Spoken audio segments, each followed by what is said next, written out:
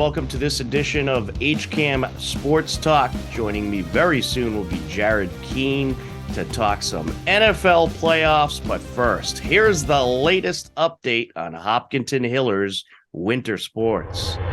On Tuesday, January 3rd, Hiller boys basketball took on Westwood. Westwood led 50-46 heading into the fourth quarter. 4-point Westwood lead. Chatton trying to change that right here, and he will. Thomas Chatton knocking it down from three-point land. Oh, we're moving at rapid pace here now. Stole it away, Cassavant. Down the lane to the rack, up and in with the left hand. He watched that. He knew that was coming. Still hard. Ball's trying to feed it across. Jacobson pulls it down. 15 on the shot clock. Urfa from the elbow. Knocks it down. Westwood hangs on for the victory and takes the game 69-61. Thomas Chatton netted 15 points for the Hillers. Cole Diesenroth had 14 points in the game for Hopkinton. Brandon Donegan led the way for Westwood with 20 points. Westwood improves to 4-4. Hillers fall to 3-3 on the season. On Wednesday, January 4th, it was a girls-boys hockey doubleheader at the New England Sports Center. Girls hockey took on Medfield. It was a scoreless game heading into the second period. Got a little tripped up there, however. Along the near side, here comes McDonald. Closing in, shot, turned away, loose puck, and it's going to be popped in. Off the deflection, it was a good battle for it, but I believe it was Kiki Matthews able to get her stick through.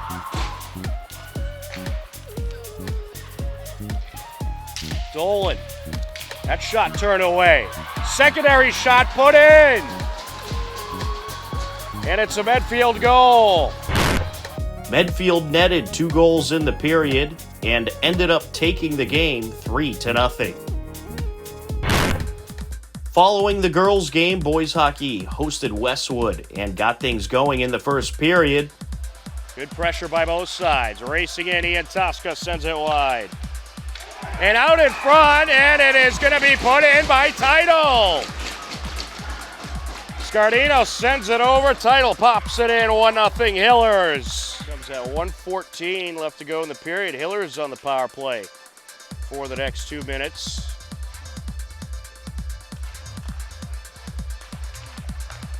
Big opportunity here for the Hillers to start to take charge. Morse, Mara, shot, and that was popped in. Mara sent it screaming towards the net, and it ended up in the top left corner. What a beauty of a shot by Mara. 2 goals in the first period. It remained a 2-0 Hiller lead heading into the third. And it's just going to flutter there. And now, backhander, and it's in, the finisher, Joe Scardino. Pavitt Mara adds another goal in the third, and the Hillers take the win 3-0. Hopkinton improves to 6-1. Westwood falls to 2-2. On Thursday, January 5th, Hiller Swimming and Dive hosted Westwood. John and Maureen Belger on the call. But Davis Pishoff has pulled it out. He looks great. He had a strong turn. And then over here is a fight here in lane 1. Nice. Is that Andy? Andy Lee, lane 1. I think.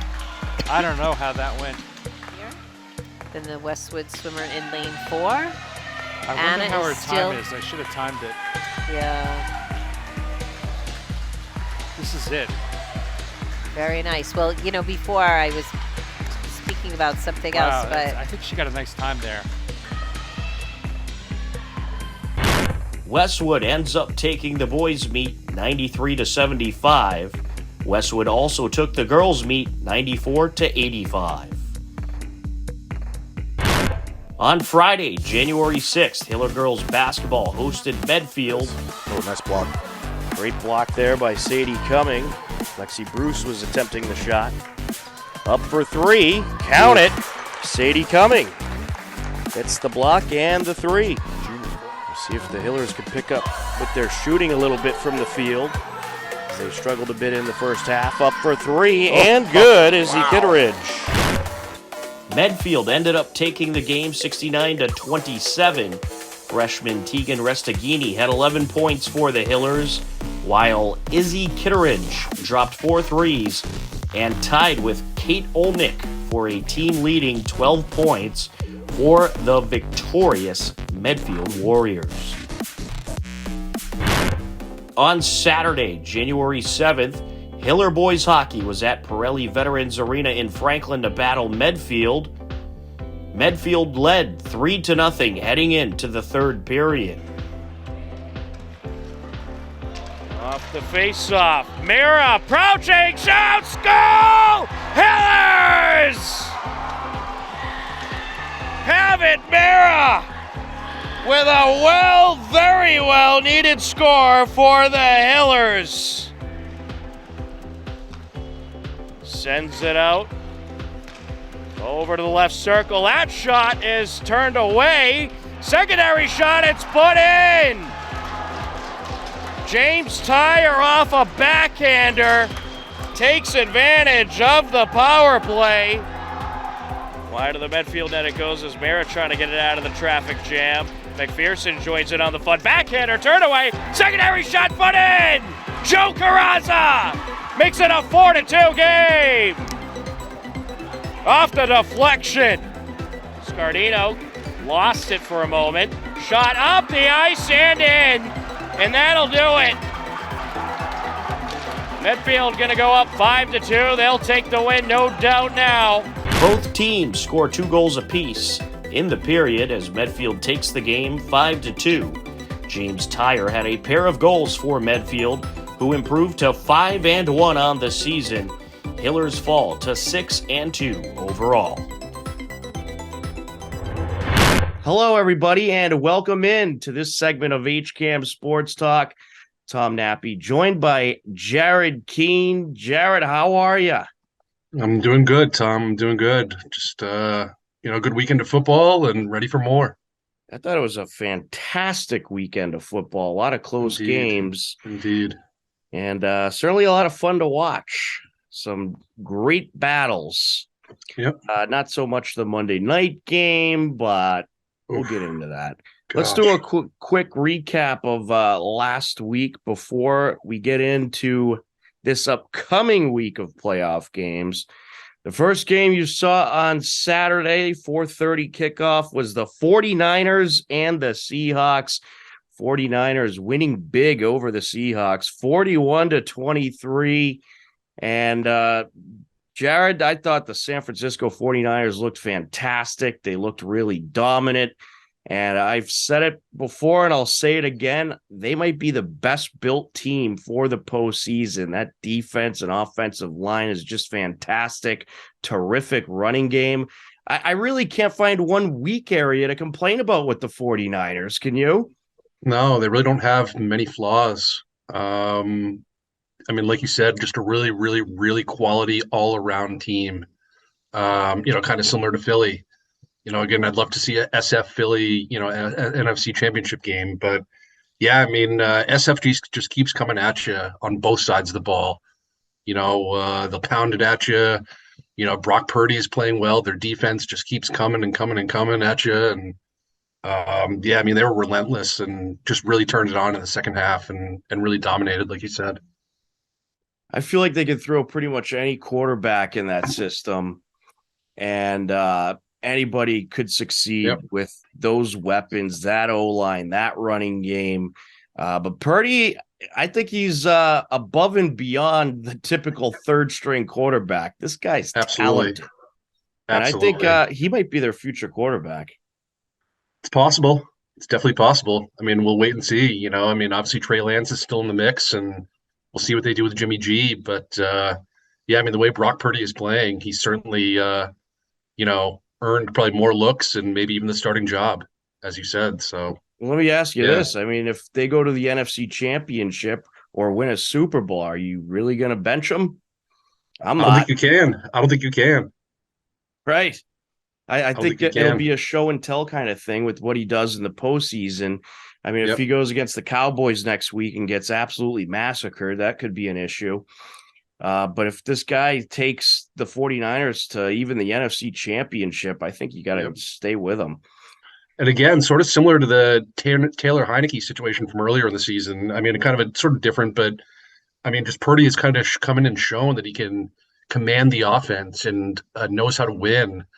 I mean, again, obviously Heineke ended up getting benched in a weird whatever situation for Washington, but yeah, I mean, Brock Purdy is just again coming and showing he can run the offense, win games, and do what he has to do, and yeah, Absolutely. really And helping. I'd say the only thing to say about the Seahawks is they went a lot further than any of us expected. Yep, And and Geno Smith deserves a lot of credit. yeah, he does. He had a good season. And I think Pete Carroll deserves a lot of credit for what he did with that Yep. team. Yep. This was a no-name team. No one expected them to, I think, even get near 500. So the fact that they were able to make the playoffs, pretty impressive for the Seahawks. And they're very young. They have a ton of cap money coming up. So they're going to get good again real quick, I think. And they have a good running back for the future in Kenneth Walker, who proved to be just a beast. That guy's good, man. Yes, he was fantastic. So the 49ers get the expected win over the Seahawks. We all had the 49ers. And then some very bad disappointment for yours truly.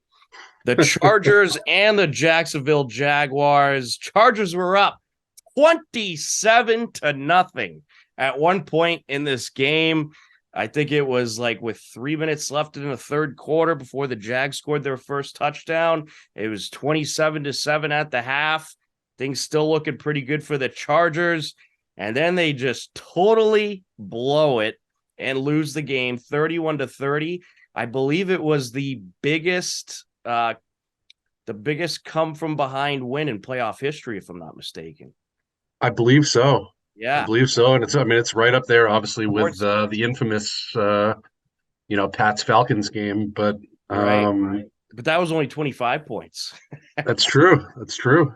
That is true. Yeah, I mean, this is, I'm just saying it's right up there with that. But yeah, I mean, Tom, you were in La La Land for a while, my friend. You were rolling. You were flying I know. high. I was going to get a win over everybody. I'm all excited. I was going to be right back in the mix. And then, nope. And then too bad you decided to pick the team that is coached by one of the worst coaches in the league. So yeah, I mean, that was just atrocious. If you're the Chargers, you can't lose that football game. No ifs, ands, or buts. No.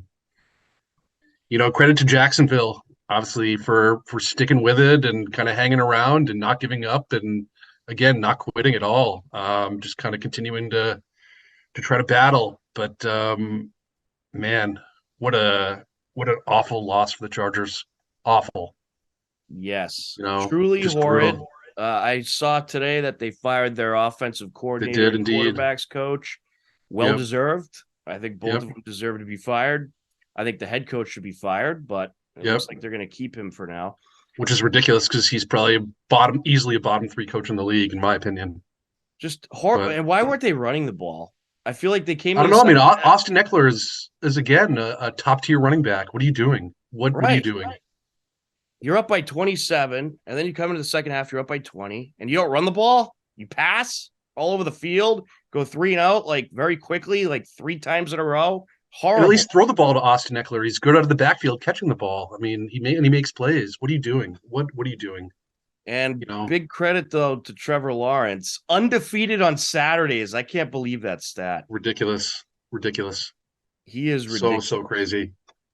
I think. Yeah, I mean, credit to Trevor Lawrence. Credit to, Travis Etienne ran hard. I mean, Evan Ingram is really, really quality. Christian Kirk, Zay Jones. What a game he had! Didn't he have like 3 touchdowns?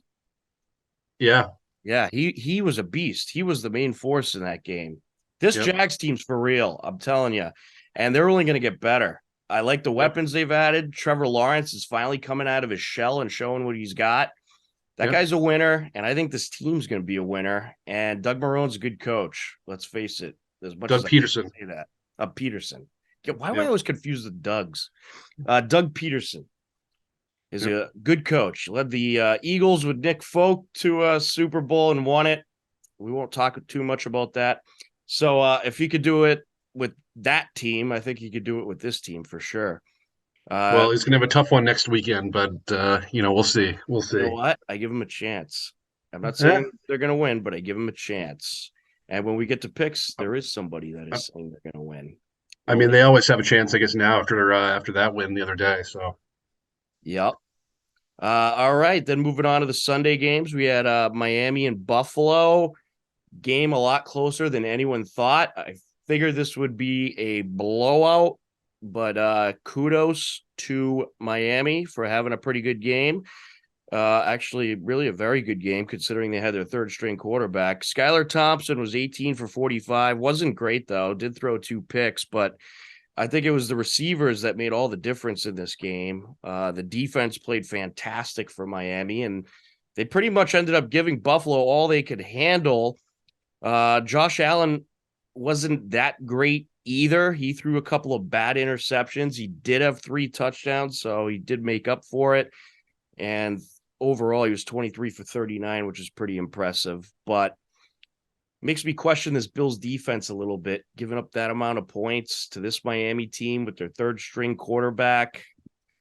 I don't know. Kind of makes me hesitant about Buffalo taking on Cincinnati next week. What were your thoughts about this game? I missed some of this game, but unfortunately, because I was at work, but I did see some of it. Again, Buffalo didn't look great. Again, like you said, credit to Miami for giving Buffalo everything they could hang. But Buffalo's obviously certainly going to have to step it up. But again, they're also going to be playing Cincinnati, which is going to be a phenomenal game. Obviously, these teams finally get to meet. We're supposed to meet a couple of weeks ago. DeMar Hamlin game, which wasn't ideal. But but Cincinnati didn't look great either, as we'll get into. So, I mean, both those teams, are going to really have to step it up. And if they do, we're gonna be in for a treat. We're really going to be in for a treat.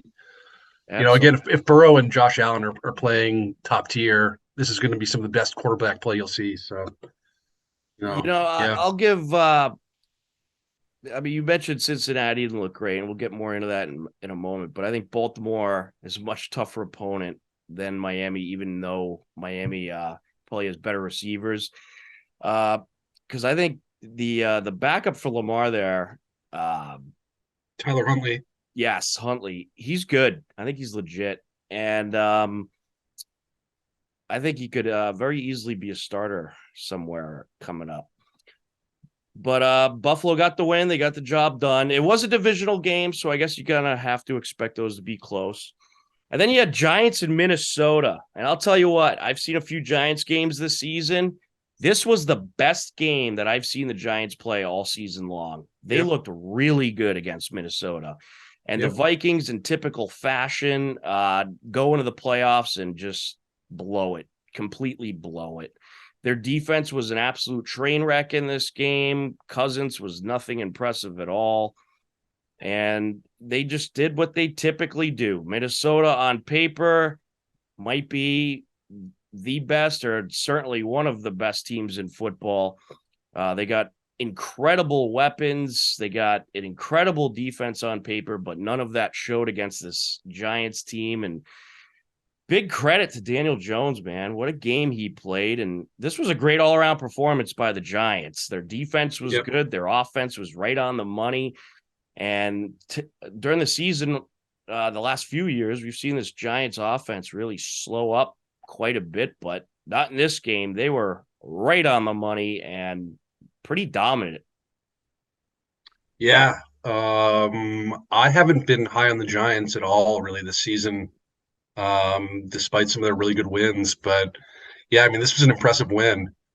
A 9-7 team absolutely housing a 13-4 team who, again, at 13-4 is still extremely up and down, and had some really bad losses this year. But yeah, I mean, credit to Daniel Jones, like you said, he played a heck of a game. yeah, again, you just have to give the Giants credit. They played, they played a really, really high quality game and deserved to win, fully deserved to win. Probably have their hands full next weekend, but they also could give, they might give Philly a game. But I think they will. It's another divisional game, and I could see that being close. Yeah. And we'll get more into that in a moment, too, because we're going to pick spreads today as well. And over-unders. Interesting. That's right. We're making it a little more, as you would say, spicy. Very nice. I like it. And then to close out the Sunday night, we had Baltimore at Cincinnati, a game a lot closer than people expected. Cincinnati almost blew it. Baltimore had many chances to win that game. Yep. And in typical Baltimore fashion, I think horrible clock management played a factor in why they didn't. I wasn't thrilled with the coaching decisions that Harbaugh made. I was thrilled with the play of Huntley and this Baltimore offense. I think they did really well. I think their defense did really well. Holding Burrow to 24 points at this point is pretty impressive, actually.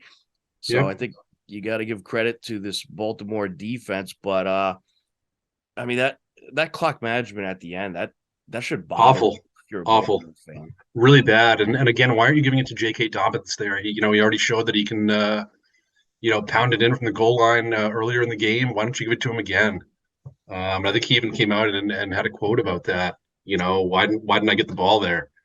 Something like that. But yeah, just really poor from Baltimore. And again, which is probably even more disappointing with the fact that they had every chance to win and kept a really good Cincinnati team in check.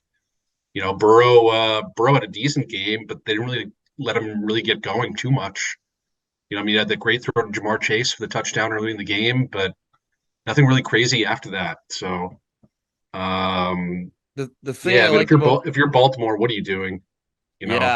Baltimore should have won this game. They should have. Oh yeah, absolutely, no question about it. Yep. They forced a couple of big turnovers. I think they had a fumble recovery in the second quarter, and they were winning at the half. They were up 10-9. But if you look at the two performances of Baltimore and Cincinnati, Baltimore looked like the better team out there, but they look like the more poorly coached team. And I think that was the factor. I think coaching had a huge role in this game. Yep. I couldn't agree more. Go ahead. No, I was just going to say, and Harbaugh is usually a pretty good coach. I'm not the biggest Harbaugh fan, but he's made some questionable decisions over the years. I think we both know that. But what's usually this year? The analytics. He is relying way too heavily on the analytics, and he's making dumb decisions because of it. He needs to just go. And it cost his team. Although, again, clock management, I think he was way more successful before any of this analytics garbage came out. Yep.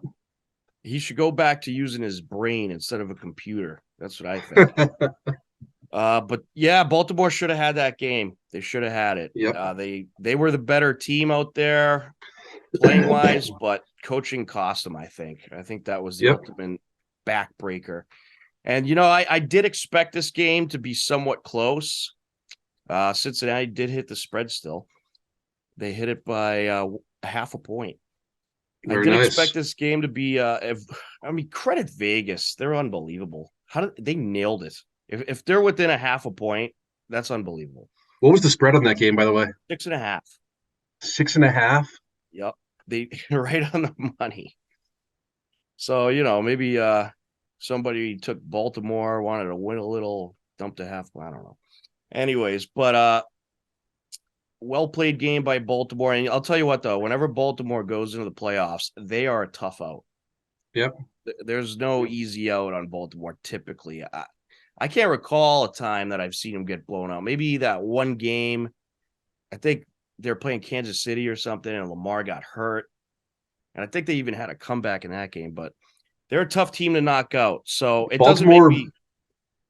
No, sorry. Baltimore is the reason I'll never go to a Patriots playoff game again. My buddy, one of the first playoff games I ever went to, my buddies and I went to the infamous game where Ray Rice took it 87 yards in the first play of the game, and we got absolutely housed. And I've never been to a Patriots playoff game since then. That was a rough year. I Yep. was at the one where Tucker missed the game-winning field goal, so Oof. I was Oof. happy. I was very happy. All right, Sheesh. so Cincinnati pulled out the win, and they move on to take on Buffalo, which is going to be very interesting. And then Monday night, well, Tampa Bay showed that they are truly bad. Hot garbage. Horrible. I'm so disappointed in myself for not picking Dallas.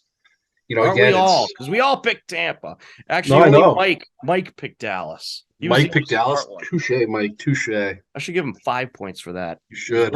We're all idiots for trusting. We picked a mediocre team just because we believe in Tom. Yeah. That's the thing. It's like, then we're going to pick Dallas, and then Tom is going to throw for 350 and 4 TDs.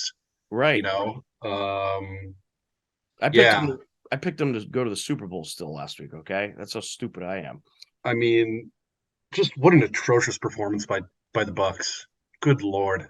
Yeah, I mean Brady. Their offensive play calling is maybe on par with ours. Maybe on par. They probably regret at this point moving Bruce Arians to the front office. Yeah, they were a much better ran team with him at the helm. Yep. Even though and I think that was a Brady thing too. And I think Brady probably should have put his ego aside and realized that, okay, so you're with a coach that has a big ego, but this is a coach that's had some success and has led bad teams to the playoffs and obviously led your team to a Super Bowl. So you know what? Deal with him. And you would have probably been better off with him on the sidelines rather than, up in the booth.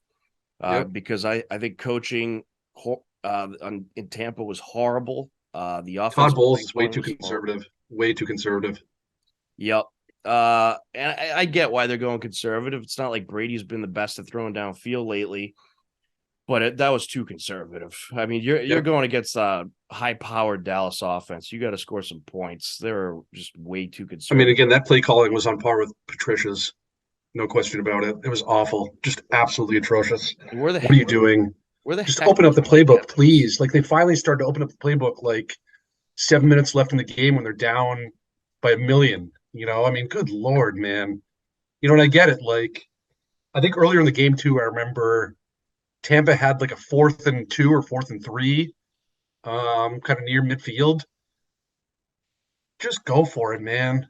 Right. And you could hear the crowd booing, when they sent the punt team out. You could see Tom like, what are we doing?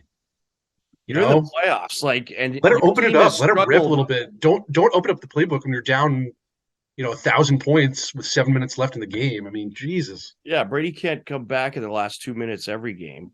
No. Ridiculous. Credit to Dallas, though. I mean, Dak Prescott played a great game. Their offensive line dominated. Their defense just ran the show, and that was it. Yeah, I mean, I thought Dallas was going to choke out of the playoffs like they normally do, go into this game, be a train wreck. But it was actually Tampa who was the absolute train wreck. And Brady didn't play great at all. He played, I wouldn't say bad, I would say very mediocre. But the O-line was atrocious. Atrocious. And the running game was horrid. As it's been all year. The running game was absolutely horrid. And non-existent. They had 52 yards rushing. Terrible. Absolutely terrible. You're not going to win with that kind of rushing. And you're not going to win with that kind of offensive line. And Brady actually looked scared on some plays because he knew he was probably going to get hit. And he would get rid of the ball too quickly at times. He would hold on to it at others. He wasn't even looking Mike Evans' way either. Didn't even look his way. What is up with him and Mike Evans? Did they have some kind of beef? Is it about the football? Man. No, he just doesn't look his way. He didn't look his way at all. I was watching the whole game. His first look was to towards Godwin, or the other side of the field. I don't know if they're trying to use Evans as like a decoy. But again, what are you doing? Let it rip. Using Evans, man. He should have been the main guy. I mean, he's the most dominant receiver there is out there. And if you get what opens things up for Godwin is when Evans is having a beast of a day. Exactly. So terrible performance by Tampa. I don't think Brady's going to be a Buck next season. I'm starting to be sold that he's going to Miami, but obviously you never know with him. So it's a wait and see. We'll talk more about that in the future. We can speculate, we've talked about it, whatever in the group chat or whatever, Miami, San Fran, wherever. I honestly have no idea, Right. where Tom Yes. could end up. None of He us. could surprise us all and go to like Tennessee or something. But you know what? It's like going to be a really fun conversation when football season's pretty much over, and we could just speculate where Brady's going to go. That'll fill an hour in itself. But we went a little nuts recapping last week, so we got to get into the picks, and we're going to have to do these picks relatively quickly. But first, here is Andy Barron's pick of the week.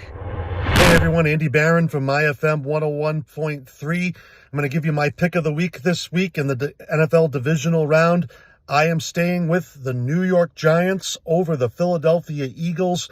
Giants were really impressive last week in their win over the Vikings. I think the Eagles are kind of not coming into the playoffs on a really good note right now. And don't forget, the Giants did not start any of their starters in that game as well and still only lost by 7 points. So the battle of the NFC East in the divisional round, my pick of the week is the New York Giants over the Philadelphia Eagles. I'll talk to you next week. All right. Unfortunately, Andy couldn't join us on the show, but there's his pick of the week. So let's get in to the picks from the of the 4 games that'll take place next weekend. Only 8 teams left standing in the playoffs. Divisional round time. And I think the NFL did this very much on purpose, but they put Trevor Lawrence and the Jacksonville Jaguars as the first game on Saturday, as they'll head to Kansas City for a 4:30 kickoff. Can Trevor Lawrence stay undefeated on Saturdays? That's just such an amazing stat, undefeated on Saturdays. Mike Tarosian has picked the Jacksonville Jaguars to win the game. So he's picking Jacksonville. And we're also going to do spread picks and over-unders, but we'll do those off-air and post them to the show. So we're just going to pick winners and losers for the show.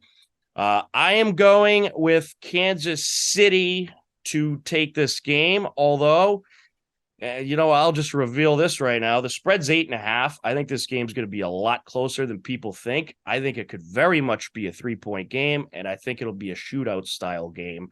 But I think Kansas City hangs on to give Trevor Lawrence his first loss ever on Saturday. And Steve and Andy also picked Kansas City. Jared, who you going with? I'm also going with Kansas City. I think it's hard to pick against Kansas City here. And, it's like, when Andy is picking against Jacksonville that, I give Jacksonville a ton of credit. I just think this is going to be a really tough game for them. It could be close, like you said. Wouldn't be surprised if it was a 3-point game at all. But yeah, Kansas City, they're going to be fresh. Mahomes could be rolling. Trevor Lawrence ain't going down easy, though, on a Saturday. Ain't happening. It's true. But I do think Kansas City wins. All right, so there you have it. Everyone on Kansas City except Mike. New York Giants at the Philadelphia Eagles, a Saturday night kickoff at 8:15. This is a divisional game. These games get weird. I think this game's going to be close. Steve, Andy, and Mike all picked the Giants to take the win. Jared, who you going with? Going with Philly. I've said all year that I think Philly is the best overall team in the league. Maybe not so right now with San Fran. I just can't pick against Philly here when I've said basically they're pretty much the best team in the league all year. And again, I'm not high on this Giants team. They've had some really impressive wins. They played a really, really good game this past weekend. I don't know. I still don't believe in the Giants though. Give me Philly. All right, Philly for you. I was really on the fence in this game, but Philly, no matter what I do, if I pick Philly, they'll lose. If I pick the Giants, they'll win. So I'm going to pick Philly because I wouldn't mind if they lose because I can't stand Philly. But I do think they'll win. I'm not going to try to get a game on me here. I thought you were going Giants all the way here. I was thinking about it. I think this is going to be a very, very close game. This is going to be a spicy one. This could be a spicy one. Yes, it certainly will. I think this is easily a 3-point last play kind of game. This is going to be one of those crazy endings, I think. But the Giants played really well last week. Before I watched the Giants last week, I wouldn't even consider picking them in this game. But after watching them last week and how good they were, I certainly considered it.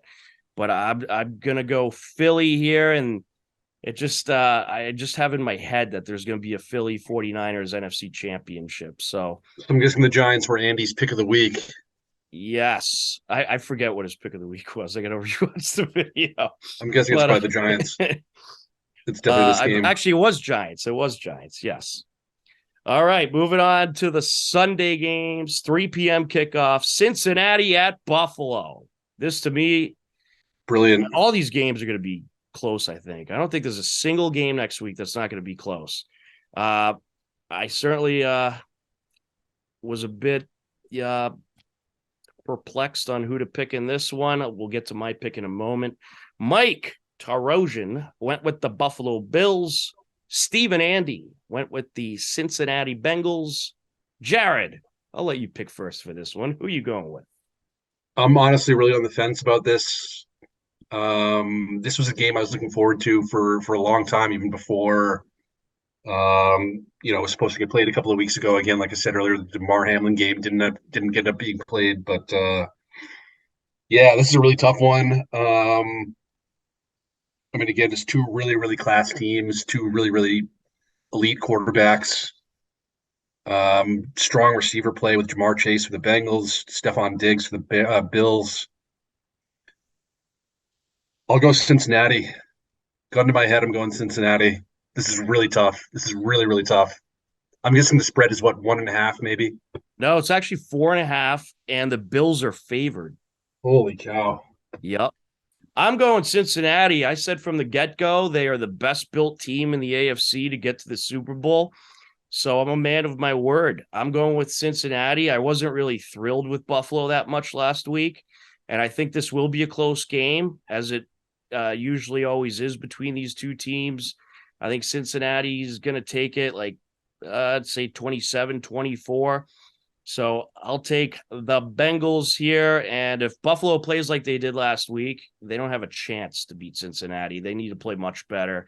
Cincinnati needs to play better too, though. That's the thing. Like, I mean, if Cincinnati didn't play the way they did, I would have definitely picked Cincinnati. I didn't think Cincinnati's defense was that terrible. I thought Buffalo's defense, I mean, they weren't great, but it's Baltimore. Baltimore's a tough out. I think Baltimore was a much tougher out than a third-string quarterback-led Miami Dolphins. So I guess basing it off of the fact that they played Baltimore. But, yeah, you're right. Both teams certainly need to take a step up. Bengals won't win playing like they did against Baltimore either, especially if Buffalo's on their A game. But I think. But again, if both these teams are playing up to par, we're going to see probably the game of the weekend. I think this will be. I mean, there's so many good candidates, though, but I think this will be probably the game of the week. And I know it's the most anticipated game of the week, especially with the whole Hamlin thing that happened during the season. Yeah. Certainly glad to see he was back with the team, by the way. Obviously not playing, but he was there on the sidelines, I think. And he's back with the team, cheering him on. So great to see him in good health. And our prayers continue to be with DeMar Hamlin and his family. Great to see him recover, and it's looking like he's pretty much recovered almost fully, so that's wonderful. All right, so it's Cincinnati for everybody except Mike, who went Buffalo. Mike has a big chance to get back into the mix this week if things go his way. The fourth and final game of the weekend is the Sunday 6 p.m. game. Dallas at the San Francisco 49ers. Steve, Andy, and Mike all went 49ers. I can't bring myself to pick the Cowboys over this 49ers team. I'm going 49ers as well, although... Make it 5 for 5. All right, 49ers across the board. I can't pick against the 49ers right now, man. I don't think anybody can, really. I will reveal this, though. I picked the Dallas spread. San Fran is favored by 3.5. I think this is another 3-point game. I think Dallas hangs in there. And it could be something nutty like it's, 27-21, and they end up kicking a field goal in the last few minutes. I don't know, but I think it's going to be a close game. I do think if Dallas plays like they did last week, it will be a close game because they did play good against Tampa. They played quality football. I mean, you're certainly not going to get as bad of a defensive performance from this 49ers team, and you likely won't get a bad offensive performance either. This is a much tougher The interesting part if you're Dallas is you're going from playing a team that's, again, been average pretty much all season. I mean, Tampa hasn't been better than average all season. I think we can probably agree on that. Yeah. Even below average. You're going from playing a below average team to maybe the best team in the league. So, right. Yeah, I mean, that's going to be, Oh, yeah. But Tampa has not been great by any stretch. They've been very subpar. Oh, yeah. And now you got to go and play a San Fran team that, again, probably could be again, the best all-around team in the league right now. So. And, Dallas, they've beaten some good teams during the season. They beat Philly in absolute shootout. They've shown that they can win against good teams, but they have, especially Dak Prescott, has a history of choking in the playoffs. So it seems like everybody, including Dallas fans, even though they probably won't admit it, is just kind of waiting for when he's going to choke. Maybe this is the year he doesn't. Maybe it'll be a miracle in Dallas. Who knows? I'll tell you, though, if the Cowboys are on their A game, they certainly have the weapons to beat this 49ers team. They certainly have the defense as well. If they're on their A game, this very well could be an upset. I mean, Micah Parsons is maybe one of the best individual defensive players in the league right now. I would say the guy's just ridiculous. He's so good. He certainly is. But believe it or not, we are out of time, but we have a few minutes for final thoughts. Jared, any final thoughts? Oh, man, I'm unprepared. Any final thoughts? You want me to do mine? And if something comes to you? Go Bruins, go Celtics. Bruins and Celtics playing well right now. Bruins won 6-0 yesterday. I know both teams have choked a little bit recently, but yeah, go Bruins, go Celtics. That's my final thought. Absolutely. Love it. Both have been red hot. Bruins with that shutout win over Philly. Philly looked absolutely pathetic in that game. How they can't score on a 4-minute power play opportunity, including a 5-on-3, is beyond me. That was ridiculous. And why didn't they call a timeout to strategize? I don't know what the heck Torts is doing over there, but lose the attitude and start coaching, buddy, because your team sucks. But yes, go Bruins. They are fantastic. David Krejci, big shout out to Krejci, 1,000th game, a nice 6-0 shutout win over Philly for his 1,000th game. That was awesome to see on Martin Luther King Jr. Day, Monday. My final thoughts, Hiller Sports, busy schedule. Be sure to check out our website, hcam.tv, for all of our upcoming broadcasts and streaming information. But for Jared Keene, I'm Tom Nappy. We thank you for joining us in this segment of HCAM Sports Talk. Stick around, more Hiller updates coming up next on HCAM Sports Talk. On Tuesday, December 13th, Hiller boys basketball tipped off versus Norwood to open up the 2022-2023 winter sports season. Wally Henneberry and Steve Spector were on the call. Looking to inbound it, they get it to Chatton for 3. He's feeling it, man. He's got it. Nor doesn't have an answer for him at the moment. They're going to have to talk about it. He's already got 9 points in the first quarter here. Into the corner. Back to Chatton. Looking inside to Cho. Back out to Iannelli and then into the corner. For Hyman for a 3. That is textbook. Coach elbow. He's looking. He kicks it out. Cole. Three-pointer for Cole Diesenroth. Nice. Iannelli really likes to drive the hole well. Chatton for 3. Another 3. Chatton, I don't know how many points he had. We'll have to talk about that, but that's at least his 4th 3 of the game. Yeah, I've got him down for 17 points, and definitely his 4th 3. Gets it over to Hyman. He's looking. He's getting double teamed. Nice over to Chattel for 3, and he got it. He's got it. Tommy's got to have big bucket. Up to 20 points or something. Yeah, I've got him for 20. The Hillers take an exciting one, 73-67, to open up the season in the win column. On Wednesday, December 14th, Hiller Wrestling hosted Ashland in the annual Coaches versus Cancer match and raised money for a great cause. Here's a look.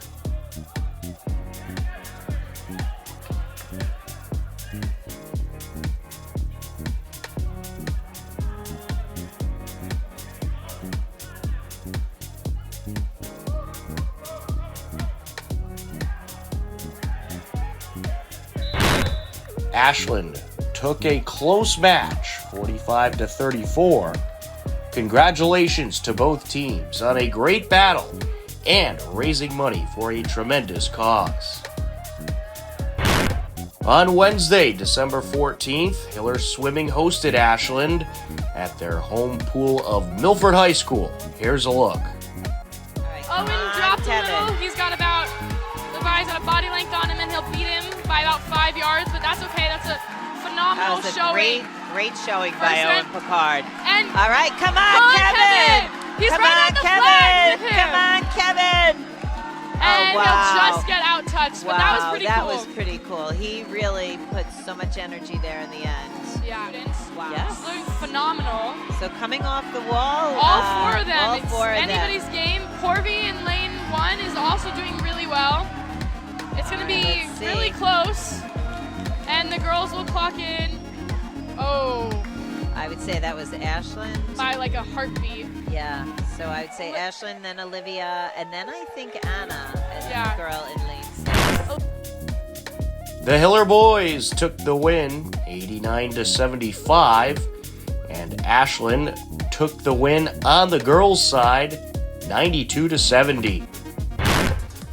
On Wednesday, December 14th, Hiller boys hockey hosted Norwood in their home opener. Carroll.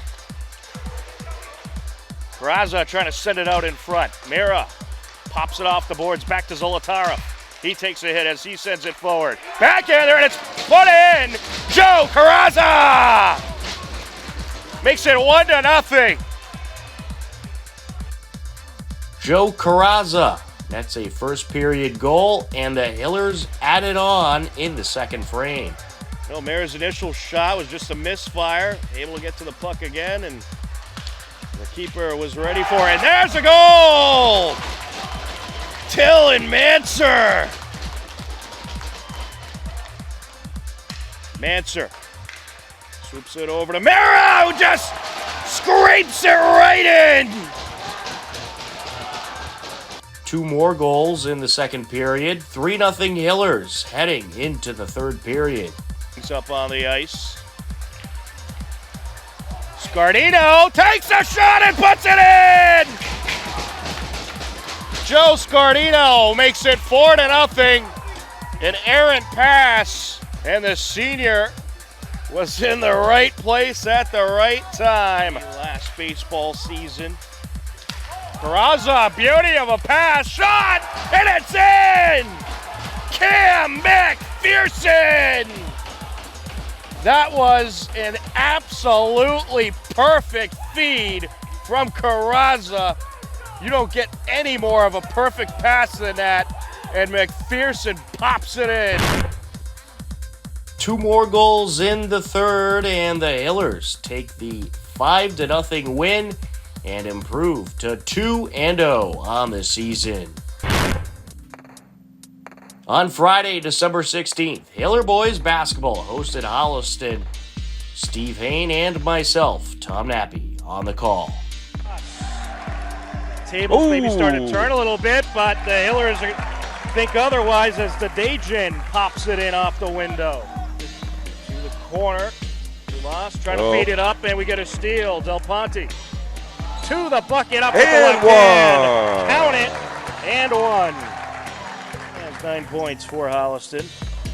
Then over to Simulus for 3, and he knocks it down. What a response by the Hillers. The Hillers' outside shooting is heating up. The Hillers capture a dominant 77-36 win and improve to 2-0 on the season. Senior Thomas Chatton tallied 15 points, and junior Sam Pantera netted 10. On Saturday, December 17th, Hiller boys hockey hosted Holliston, and got the scoring started early and often. Ian with a shot, secondary shot, count it! Off the rebound from the Ian Tosca shot, Joe Scardino puts it in. Back to Mara. Mara Scardino in the left circle, takes a shot, it's in! And he has goal number 2 already. Mara with the shot, and that hit the crossbar, and I think they're going to roll it in. 3 goals in the first period, 2 of which were scored by Joe Scardino, and the Hillers would end up taking the game 7-1. Hillers improved to 3-0 on the season. On Tuesday, December 20th, Hiller girls basketball hosted Ashland in their home opener. Wally Henneberry and Steve Spector on the call. To the top of the key, looking down to Thompson, who lays it up and in. Beautiful play, Vanessa Thompson. Nice finish. Yeah, soft hands in the lane there. We've got a 3-pointer by the Hillers, and it's good, and that's Megan Grady. Hillers are playing a full court press here. Oh, and they spring Leone again out ahead, and she's going to go in for a layup, and it's up and in. Ashland took the win, 46-28. The Hiller girls fall to 0-3. On Wednesday, December 21st, Hopkinton Dover-Sherborne girls hockey hosted Norwood. Here's a look.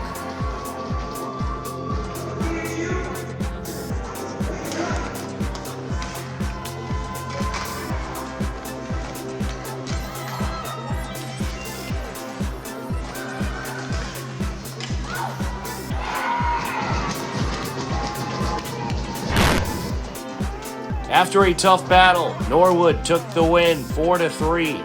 Hopkinton Dover-Sherborne Co-op fell to 0-3 on the season. On Wednesday, December 21st, Hillers Swimming hosted Holliston at Milford High School.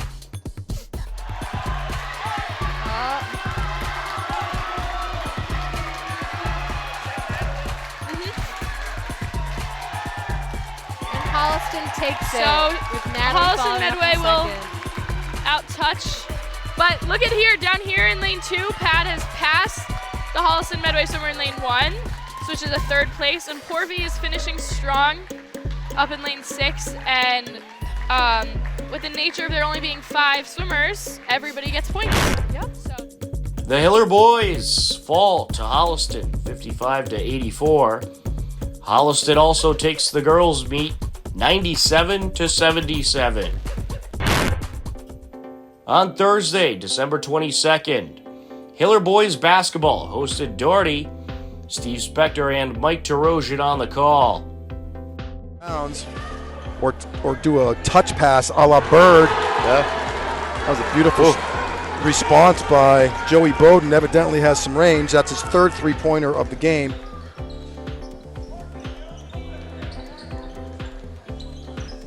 Wide open 3. Wow, they're hitting their 3-pointers tonight, big time. There's a steal. Iannelli taking it all the way, and it's good. There we go.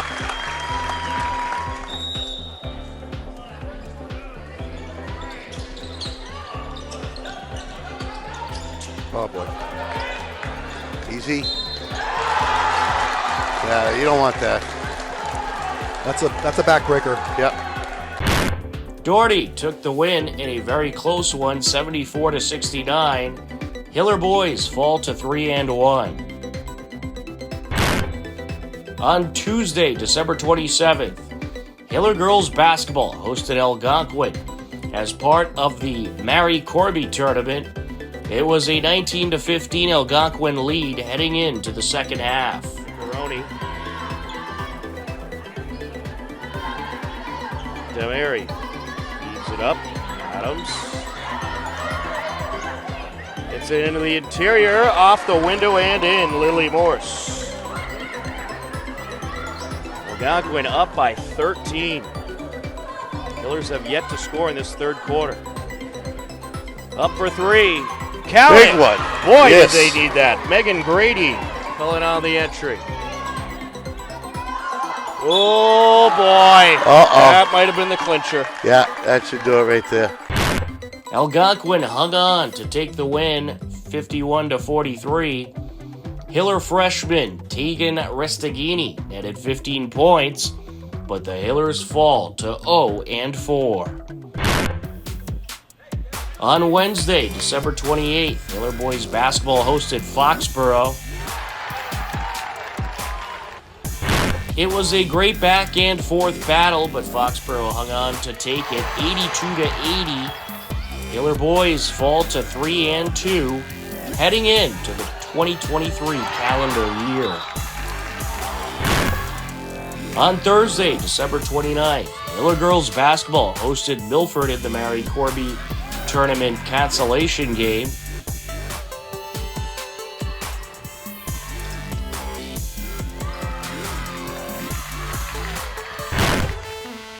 After a very close game, Milford hung on to take it 31-30.